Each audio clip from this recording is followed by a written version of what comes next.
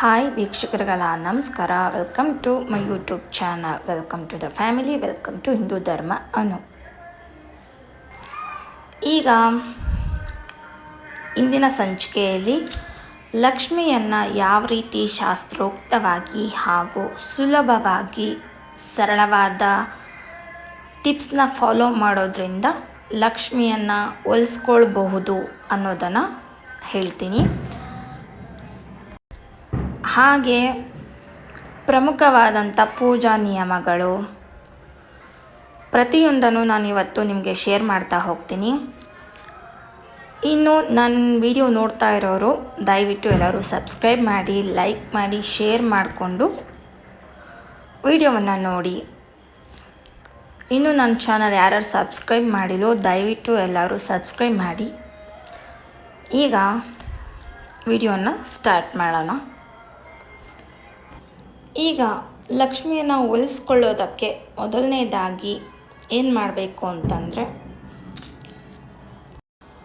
ಕನಕದಾರ ಸ್ತೋತ್ರ.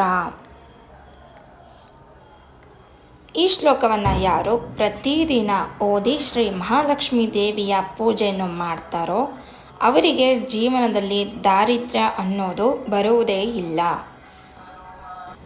ನಂತರ ಎರಡನೇದಾಗಿ ಯಾರು ಶ್ರೀ ಕನಕದಾರ ಸ್ತೋತ್ರವನ್ನು ಓದಿ ಪೂಜೆಯನ್ನು ಮಾಡಿ ಸುಮಂಗಲಿಯರಿಗೆ ಅರಿಶಿನ ಕುಂಕುಮ ಕೊಟ್ಟು ತಾಂಬೂಲವನ್ನು ಕೊಟ್ಟು ನಮಸ್ಕಾರವನ್ನು ಮಾಡ್ತಾರೋ ಅವರಿಗೆ ನಿತ್ಯ ದಾರಿದ್ರ್ಯ ನಿವಾರಣೆಯಾಗುತ್ತೆ. ಪ್ರತಿ ದಿವಸ ಸಾಯಂಕಾಲ ಗೋಧೂಳಿ ಲಗ್ನದಲ್ಲಿ ಅಂದರೆ ಸುಮಾರು 5:45ರಿಂದ 6:30 ಒಳಗೆ ಓದಿ ಈಶಾನ್ಯ ಸ್ಥಾನದಲ್ಲಿರುವ ಶ್ರೀ ಮಹಾಲಕ್ಷ್ಮಿಯನ್ನು ಪೂಜಿಸಿದರೆ ಅವರಿಗೆ ಅಷ್ಟನಿಧಿ ಪ್ರಾಪ್ತಿಯಾಗುತ್ತದೆ ಎಂದು ಶಾಸ್ತ್ರದಲ್ಲಿ ಉಲ್ಲೇಖಗಳು ಇದ್ದಾವೆ. ಯಾರು ಪ್ರತಿ ಶುಕ್ರವಾರ ಕನಕದಾರ ಸ್ತೋತ್ರ ಓದಿ ಸುಮಂಗಲಿಯರಿಗೆ ಪಾನಕ, ಕೋಸಂಬರಿ, ತಾಂಬೂಲ ಇತ್ಯಾದಿ ದಾನವನ್ನು ಮಾಡುತ್ತಾರೋ ಅವರಿಗೆ ದೇವಿಯ ಪೂರ್ಣ ಅನುಗ್ರಹವಾಗಿ ಸಮಸ್ತ ಸ್ತ್ರೀದೋಷ, ಸ್ತ್ರೀ ಶಾಪಗಳು ನಿವಾರಣೆಯಾಗಿ ಅಷ್ಟನಿಧಿ ನವನಿಧಿ ಪ್ರಾಪ್ತಿಯಾಗಿ ಸಂತೋಷಮಯ ಜೀವನವನ್ನು ಅನುಭವಿಸ್ತಾರೆ. ಇನ್ನು ಶ್ರೀ ಮಹಾಲಕ್ಷ್ಮೀ ದೇವಿಗೆ ಪೂಜೆಯನ್ನು ಮಾಡಿ ಶ್ರೀ ಕನಕದಾರ ಸ್ತೋತ್ರವನ್ನು ಓದಿ ನೆಲ್ಲಿಕಾಯಿಯ ಮೊರಬ್ಬ ಮಾಡಿ ನೈವೇದ್ಯ ಮಾಡಿ 5 ಜನ ಸುಮಂಗಲಿಯರಿಗೆ ಹಂಚಿದರೆ ಜೀವನದಲ್ಲಿ ನಿಮಗೆ ಸಾಲದ ಬಾಧೆ ಬರೋದಿಲ್ಲ. ಯಾರು ಶ್ರೀ ಮಹಾಲಕ್ಷ್ಮಿ ವಿಗ್ರಹಕ್ಕೆ ಶ್ರೀ ಸೂಕ್ತದಿಂದ ಅಭಿಷೇಕವನ್ನು ಮಾಡಿ ಕನಕದಾರ ಸ್ತೋತ್ರವನ್ನು ಓದಿ ಪೂಜಿಸುತ್ತಾರೋ ಅವರಿಗೆ ರಾಜ ಸತ್ಕಾರವು ಹಾಗೂ ಐಶ್ವರ್ಯವು ಜಾಸ್ತಿಯಾಗುತ್ತದೆ. ಶ್ರೀ ಮಹಾಲಕ್ಷ್ಮೀ ದೇವಿಗೆ ಪೂಜೆ ಮಾಡಿ ಶ್ರೀ ಕನಕದಾರ ಸ್ತೋತ್ರ, ಶ್ರೀ ಮಹಾಲಕ್ಷ್ಮಿ ಹೃದಯ, ಶ್ರೀ ನಾರಾಯಣ ಹೃದಯ ಹೇಳಿ ಶಾಲ್ಯನ್ನು ದಾನ ಮಾಡಿದರೆ ಬಹಳ ಬೇಗ ಶ್ರೀಮಂತರಾಗಿ ಬೆಳಿತೀರ. ಹಾಗೂ ಶುಕ್ರವಾರದ ದಿವಸ ದೇವಿ ಪೂಜೆಯನ್ನು ಮಾಡಿ ಕನಕದಾರ ಸ್ತೋತ್ರ ಓದಿ ಸಂಕಲ್ಪ ಸಮೇತ ಮೊರದ ಬಾಗಿನವನ್ನು ದಾನ ಮಾಡಿದರೆ ಕುಜ ದೋಷವು ನಿವಾರಣೆಯಾಗುತ್ತದೆ. ಇನ್ನು ಲಕ್ಷ್ಮೀ ಕಟಾಕ್ಷ ನಿಮ್ಮ ಮೇಲಿರಲು ಈ ಸ್ತೋತ್ರಗಳನ್ನು ಹಾಗೂ ಈ ಸೂತ್ರಗಳನ್ನು ನೀವು ಪಾಲನೆ ಮಾಡಬೇಕು. ಮನೆಯೊಳಗೆ ಪ್ರವೇಶಿಸಿದ ನಂತರ ನಿಮಗೆ ಕನ್ನಡಿ ಕಾಣುವಂತೆ ಇರಬೇಕು. ಮಂಗಳವಾರ ಮತ್ತು ಶುಕ್ರವಾರ ಎಷ್ಟೇ ಕಷ್ಟ ಇರಲಿ ಯಾರಿಗೂ ಕೂಡ ಹಣವನ್ನು ನೀಡಬೇಡಿ. ಸಂಜೆಯ ಬಳಿಕ ಮನೆಯಲ್ಲಿ ಕಸ ಗುಡಿಸಬಾರ್ದು. ಹೆಣ್ಣು ಮಕ್ಕಳ ತಲೆ ಬಾಚಿ ಉಳಿದ ಕೂದಲು ತಕ್ಷಣ ಹೊರ ಹಾಕಬೇಕು. ಮುಸ್ಸಂಜೆ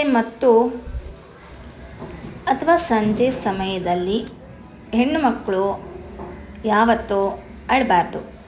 ಅದೇ ರೀತಿ ಯಾರೂ ಕೂಡ ಮನೆ ಸದಸ್ಯರು ಮುಸ್ಸಂಜೆ ವೇಳೆಯಲ್ಲಿ ಮಲಗುವಂತಿಲ್ಲ. ನಂತರ ಸಂಜೆ ಸಮಯದಲ್ಲಿ ಹಾಲು ಪಡೆಯುವುದು, ಮೊಸರು ಕೊಡುವುದು ಅದು ಲಕ್ಷ್ಮಿಗೆ ಇಷ್ಟವಾಗದೇ ಇರತಕ್ಕಂಥ ಕೆಲಸ.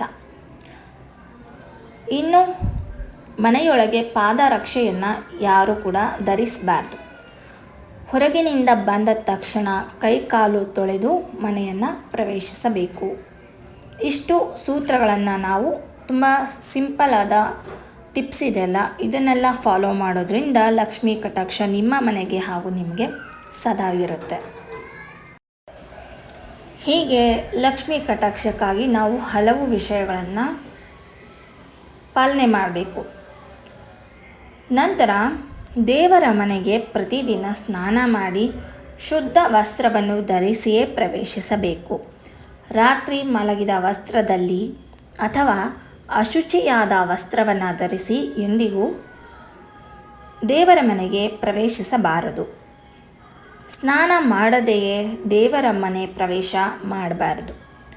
ದೇವರ ಪೂಜಾ ಸಮಯದಲ್ಲಿ ಪುರುಷರು ಪಂಚೆ, ಶಲ್ಯ ಮತ್ತು ಸ್ತ್ರೀಯರು ಸೀರೆಯನ್ನು ಧರಿಸಿದರೆ ತುಂಬ ಶುಭವಾಗುತ್ತದೆ. ದೇವರ ಮನೆಯ ಕಸವನ್ನು ಒಂದು ಬಟ್ಟೆಯಿಂದ ಗುಡಿಸಬೇಕು.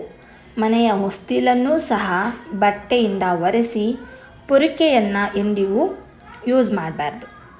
ಸ್ಟೀಲ್ನಿಂದ ತಯಾರಿಸಿದ ಯಾವುದೇ ಪೂಜಾ ದೀಪಗಳು, ಸಾಮಗ್ರಿಗಳು ದೇವರ ಮನೆಯಲ್ಲಿ ಇರಬಾರದು. ದೇವರ ವಿಗ್ರಹಗಳನ್ನು ಗುರುವಾರ, ಸೋಮವಾರ ಶುದ್ಧ ಮಾಡಬಹುದು. ಮಂಗಳವಾರ ಹಾಗೂ ಶುಕ್ರವಾರ ಎಂದಿಗೂ ಮಾಡಬಾರ್ದು.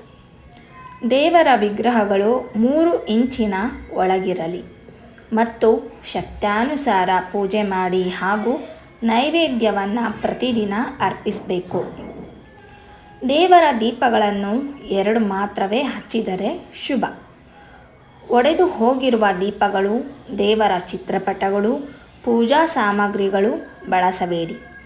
ಇದನ್ನು ಪೂಜಿಸುತ್ತಿದ್ದರೆ ಮನೆಯಲ್ಲಿ ಆಂತರಿಕ ಜಗಳಗಳು, ಭಿನ್ನಾಭಿಪ್ರಾಯಗಳು ಹೆಚ್ಚಾಗುತ್ತದೆ. ಅಶಾಂತಿಯಾದ ವಾತಾವರಣ ಇರುತ್ತದೆ. ದೇವರ ಮನೆಗೆ ಕಿಟಕಿ ಇಡುವುದು ಅಷ್ಟು ಶುಭವಲ್ಲ. ಇನ್ನು ಮನೆಯೊಳಗೆ ಪ್ರವೇಶಿಸಿದ ನಂತರ ನಿಮಗೆ ಕನ್ನಡಿ ಕಾಣುವಂತಿರಲಿ. ಮಂಗಳವಾರ ಮತ್ತು ಶುಕ್ರವಾರ ಯಾರಿಗೂ ಹಣವನ್ನು ನೀಡಬೇಡಿ. ಸಂಜೆಯ ಬಳಿಕ ಮನೆಯಲ್ಲಿ ಕಸವನ್ನು ಗುಡಿಸಬೇಡಿ. ನಂತರ ಹೆಣ್ಣು ಮಕ್ಕಳು ತಲೆಬಾಚಿದ ನಂತರ ಉಳಿದ ಕೂದಲನ್ನು ತಕ್ಷಣ ಹೊರಗೆ ಹಾಕಿ. ಇನ್ನು ಮುಸ್ಸಂಜೆ ಹೊತ್ತು ಮನೆಯಲ್ಲಿ ಯಾರೂ ಕೂಡ ಸದಸ್ಯರು ಮಲಗಬಾರ್ದು, ಹಾಗೆ ಅಳಬಾರ್ದು. ಈಗ ಯಾರಿಗೆಲ್ಲ ಮನೆಯಲ್ಲಿ ಹಣದ ಸಮಸ್ಯೆ ಇದೆ, ಹಣ ಕೈಯಲ್ಲಿ ನಿಲ್ತಾ ಇಲ್ಲ ಅನ್ನೋರು, ಮತ್ತು ಯಾರ ಮನೆಯಲ್ಲಿ ಆದಾಯ ಕಡಿಮೆ ಇದೆ, ಖರ್ಚು ವಿಪರೀತ ಜಾಸ್ತಿ ಇದೆ, ಇನ್ನು ಯಾರ ಮನೆಯಲ್ಲಿ ಪ್ರತಿದಿನ ಸಮಸ್ಯೆಗಳು ಇರುತ್ತೆ, ದಾರಿದ್ರ್ಯತೆಯನ್ನು ಅನುಭವಿಸ್ತಾ ಇರೋರು, ಇನ್ನು ಯಾರಿಗೆಲ್ಲ ಉದ್ಯೋಗದಲ್ಲಿ ಸಮಸ್ಯೆ ಇರೋದು ಆಗಿರ್ಬೋದು, ಅಥವಾ ಇನ್ನೂ ಕೆಲವರಿಗೆ ಕೆಲಸ ಜಾಸ್ತಿ ಮಾಡಿಸ್ಕೊತಾರೆ, ಸಂಬಳ ತುಂಬ ಕಡಿಮೆ ಇದೆ, ಇನ್ಕ್ರಿಮೆಂಟ್ ಇಲ್ಲ ಅನ್ನೋರು, ಅಥವಾ ಇನ್ನು ಕೆಲವರಿಗೆ ಗಂಡ ಹೆಂಡತಿ ಅನ್ಯೋನ್ಯತೆ ಅನ್ನೋದು ಇರೋದಿಲ್ಲ, ಹಾಗೆ ಗಂಡ ಹೆಂಡತಿ ಇಬ್ಬರು ದುಡಿದ್ರೂ ಕೂಡ ಸಮಸ್ಯೆಗಳು ತಪ್ಪಿದ್ದಲ್ಲ ಅಂತಕ್ಕಂಥವ್ರು ಪ್ರತಿದಿನ ಲಕ್ಷ್ಮೀ ಪೂಜೆ ಮಾಡ್ತಾ ಬರಬೇಕಾಗುತ್ತೆ. 33 ಬಾರಿ ಈ ಲಕ್ಷ್ಮೀ ಸ್ತೋತ್ರವನ್ನು ಹೇಳ್ತಾ ಪ್ರತಿನಿತ್ಯ ಮಹಾಲಕ್ಷ್ಮಿಗೆ ಪೂಜೆ ಮಾಡ್ತಾ ಬರಬೇಕು. ಈ ರೀತಿಯಾಗಿ ಪೂಜೆ ಮಾಡ್ತಾ ಬರೋದ್ರಿಂದ ಎಲ್ಲ ಸಮಸ್ಯೆಗಳು ನಿವಾರಣೆ ಆಗುತ್ತೆ. ಸ್ತೋತ್ರ ಈ ರೀತಿಯಾಗಿ ಇರುತ್ತೆ.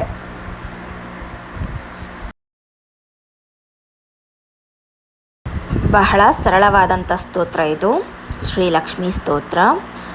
ಲಕ್ಷ್ಮೀ ಕ್ಷೀರಸಮುದ್ರ ರಾಜತನಯಾಂ ಶ್ರೀರಂಗಧಾಮೇಶ್ವರಿ ದಾಸೀಭೂತ ಸಮಸ್ತದೇವ ವನಿತಾಂ ಲೋಕೈಕ ದೀಪಾಂಕುರಾಂ ಶ್ರೀ ಮನ್ಮಂದ ಕಟಾಕ್ಷಲಬ್ಧ ವಿಭವಾಂ ಬ್ರಹ್ಮೇಂದ್ರ ಗಂಗಾಧರಾಂ ತ್ವಾಂ ತ್ರೈಲೋಕ್ಯ ಕುಟುಂಬಿನೀಂ ಸರಸಿಜಾಂ ವಂದೇ ಮುಕುಂದ ಪ್ರಿಯಾಂ.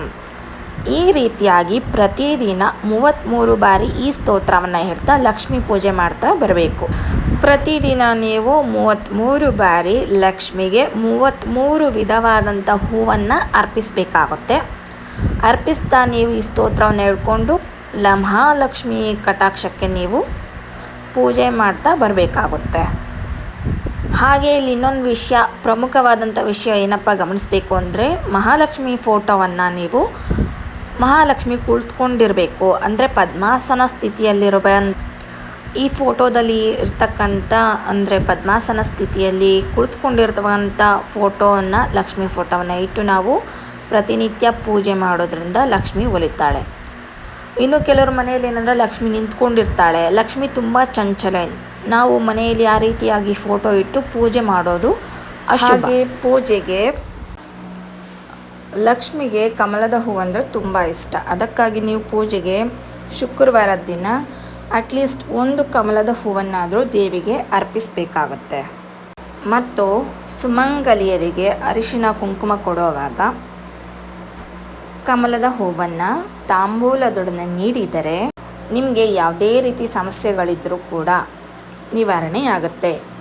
ಹಾಗೆ ನೈವೇದ್ಯಕ್ಕಾಗಿ ಶಕ್ತಾನುಸಾರ ಅಕ್ಕಿ ಪಾಯಸ, ಏನಾದರೂ ಪಾಯಸ ಅಥವಾ ಯಾವುದಾದ್ರೂ ಒಂದು ಸಿಹಿ ಪದಾರ್ಥವನ್ನು ನೈವೇದ್ಯಕ್ಕಾಗಿ ಪೂಜೆಗೆ ಇಡಬೇಕಾಗತ್ತೆ. ಇನ್ನು ಕೆಲವ್ರಿಗೆ ಹೇಗಪ್ಪ ಅಂದರೆ ಕಷ್ಟ ಅಂತ ದುಡ್ಡು ತಗೊಂಡಿರ್ತಾರೆ, ವಾಪಸ್ ಕೊಡದೆ ಮೋಸ ಮಾಡಿರ್ತಾರೆ. ಅಂಥವರು ಕೂಡ ಪ್ರತಿದಿನ 33 ಬಾರಿ ಮಹಾಲಕ್ಷ್ಮಿಗೆ ಈ ಸ್ತೋತ್ರದಿಂದ ಪೂಜೆ ಮಾಡ್ತಾ ಬರೋದ್ರಿಂದ ನಿಮ್ಮ ಸಮಸ್ಯೆಗಳು ಪರಿಹಾರ ಆಗೋದಂತೂ ಖಚಿತ. ಜೊತೆಗೆ ಶ್ರೀ ಮಹಾಲಕ್ಷ್ಮಿಗೆ ಬಿಲ್ವಪತ್ರೆಯಿಂದ ಪೂಜಿಸ್ತಾ ಪಾನಕ, ಕೋಸಂಬರಿ ಅಥವಾ ಏನಾದರೂ ಸಿಹಿ ಪದಾರ್ಥವನ್ನು ನೈವೇದ್ಯವನ್ನಾಗಿ ಅರ್ಪಿಸ್ತಾ ಬರಬೇಕು. ಇಷ್ಟು ನೋಡಿ ನೀವು ಪ್ರತಿನಿತ್ಯ ಮಾಡ್ತಾ ಬರೋದ್ರಿಂದ ಅತಿ ವೇಗವಾಗಿ, ಸುಲಭವಾಗಿ ನೀವು ಲಕ್ಷ್ಮಿಯನ್ನು ಒಲಿಸ್ಕೊಳ್ಬಹುದು. ಲಕ್ಷ್ಮಿಯ ಕೃಪಾ ಕಟಾಕ್ಷಕ್ಕೆ ನೀವು ಬಹಳ ವೇಗವಾಗಿ ನೀವು ಪಾತ್ರರಾಗ್ತೀರಾ. ಇಷ್ಟು ಇವತ್ತಿನ ವಿಡಿಯೋ ಮಾಹಿತಿ. ಇನ್ನೂ ಹೆಚ್ಚಿನ ಆಸ್ಟ್ರಾಲಜಿ ಟಿಪ್ಸ್ ಆಗಿರ್ಬೋದು, ವಾರ ಭವಿಷ್ಯ, ಮಾಸಿಕ ಭವಿಷ್ಯ ಮತ್ತು ಆಸ್ಟ್ರಾಲಜಿ ಜ್ಯೋತಿಷ್ಯದ ಮಾಹಿತಿಗಳಿಗಾಗಿ ನನ್ನ ಚಾನಲ್ ಸಬ್ಸ್ಕ್ರೈಬ್ ಆಗಿ, ಲೈಕ್ ಮಾಡಿ, ಶೇರ್ ಮಾಡಿ. Thank you for watching.